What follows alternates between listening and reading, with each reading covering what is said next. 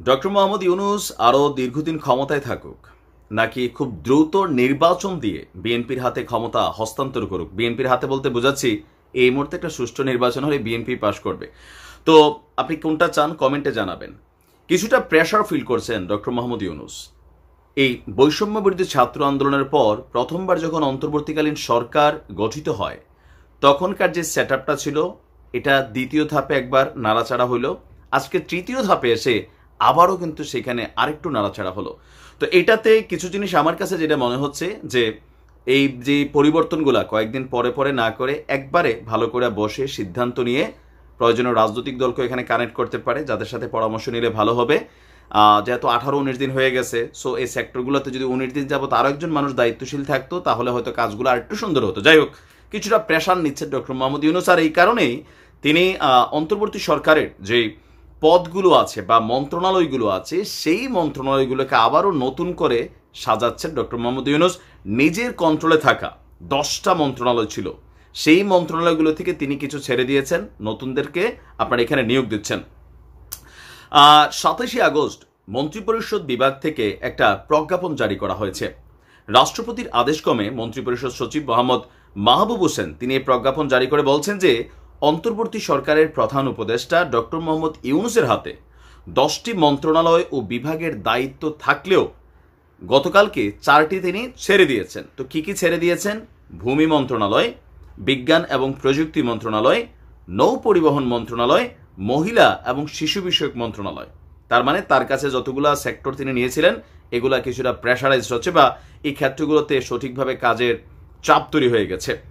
এইসব মন্ত্রণালয়ে 4 জন উপদেষ্টা হিসাবে দায়িত্ব দেওয়া হয়েছে, 4 জনকে দায়িত্ব দেওয়া হয়েছে। এখন কারা পাইছেন, নতুন নাকি পুরান? আবার আসুন, অর্থ মন্ত্রণালয় এবং বাণিজ্য মন্ত্রণালয়ের দায়িত্বে থাকা সালেউদ্দিন আহমেদকে নতুন করে বিজ্ঞান এবং প্রযুক্তি মন্ত্রণালয়ের দায়িত্ব দেওয়া হয়েছে। তা আমার কাছে মনে হয় কি যে অর্থ মন্ত্রণালয় খুবই গুরুত্বপূর্ণ একটা সেক্টর, বাণিজ্য মন্ত্রণালয় খুবই গুরুত্বপূর্ণ একটা সেক্টর।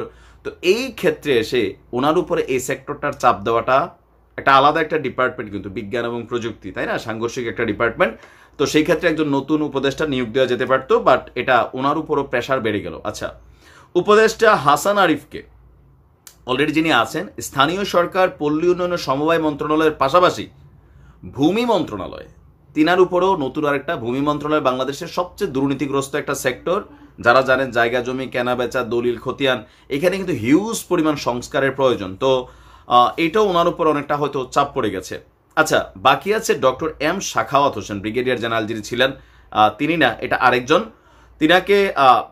তিনি সাখাওয়াত হোসেনকে প্রথমে স্বরাষ্ট্র উপদেষ্টা হিসেবে নিয়োগ দেওয়া হয়েছিল, সেখান থেকে সরিয়ে তাকে বস্ত্র এবং পাট মন্ত্রণালয়ের দায়িত্ব দেওয়া হয়েছিল। এবার সেখানে আবার নতুন করে এর পাশাপাশি ওনাকে নৌ পরিবহন মন্ত্রণালয় এবং ওনাকে নৌ পরিবহন মন্ত্রণালয়ের দায়িত্ব দেওয়া হয়েছে। তো এটা ওনার সাথে মোটামুটি যায়, তিনি যেহেতু আর্মি পার্সন। আমার মনে হয় যে বস্ত্র পাট মন্ত্রণালয়টা খুবই গুরুত্বপূর্ণ মন্ত্রণালয় না, তো সেই ক্ষেত্রে নৌ পরিবহন মন্ত্রণালয় গুরুত্বপূর্ণ, এটা ঠিক আছে, তিনি লোডটা নিতে পারবেন। সমাজ কল্যাণ মন্ত্রণালয়ের উপদেষ্টা শারমিন এস মুর্শিদকে মহিলা এবং শিশু বিষয়ক মন্ত্রণালয়েরও দায়িত্ব দেওয়া হয়েছে, এটাও ফাইন, সেম রিলেটেড একটা ফিল্ড, কাছাকাছি। তিনিও যে দায়িত্বটাতে ছিলেন এখানে এটা নিতে পারবেন, বাট প্রথম 2 জন যাদেরকে দেওয়া হয়েছে সেখানে একটু নতুন লুক দিলে ভালো ছিল। সর্বশেষ গত 16 আগস্ট অন্তর্বর্তী সরকারের 8 উপদেষ্টার দায়িত্ব পুনর্বন্টন করা হয়েছিল। এর আগে 8ই আগস্ট প্রধান উপদেষ্টা সহ 14 জনের দায়িত্ব ভাগাভাগি করা হয়েছিল। এখন তো সামনে যেন আবার এটা না হয়, এটা কেন সমস্যা আমি বলি। 8ই আগস্ট যে দপ্তরটা গঠিত হয়েছে সরকারটা, তখন যদি এই সেক্টরগুলো এরকম পৃথক করে দেওয়া হতো, অথবা পরবর্তী সময় আমরা দেখলাম যে 4 জনকে আবার নিয়োগ দেওয়া হয়েছিল, একবারে নিয়োগ দিলে এতদিনে মোটামুটি যেই সংস্কারগুলো জরুরি এগুলো হয়তো আরও একটু দূর আগায় যেত, কারণ একজন মানুষ ওভারলোড নিলে সেটা স্বাভাবিকভাবে কাজকে ব্যাহত করবে। আমরা আশা করি ডক্টর মোহাম্মদ ইউনূসের সরকার লোকবল প্রয়োজনে বাড়াক, আবার সেটা বাড়াইতে গেলে এমন কোনো ক্যারেক্টার যদি মনে হয় যে না এই ক্যারেক্টারটা বিতর্কিত, সেই ক্ষেত্রে রাজনৈতিক দলগুলোর সাথে আলোচনা করে যারা সজ্জন, যারা দেশের জন্য কথা বলেন, কাজ করেন, এমন মানুষগুলোকেই দায়িত্ব দিয়া নিজেদের দায়িত্বটা আরেকটু হালকা করে কাজগুলোকে একটু দ্রুত গতিতে সামনের দিকে নেওয়া উচিত। তো ডক্টর মোহাম্মদ ইউনূস পারবেন, আমরা সেই বিশ্বাস করি, আস্থাও আছে। আসসালামু আলাইকুম।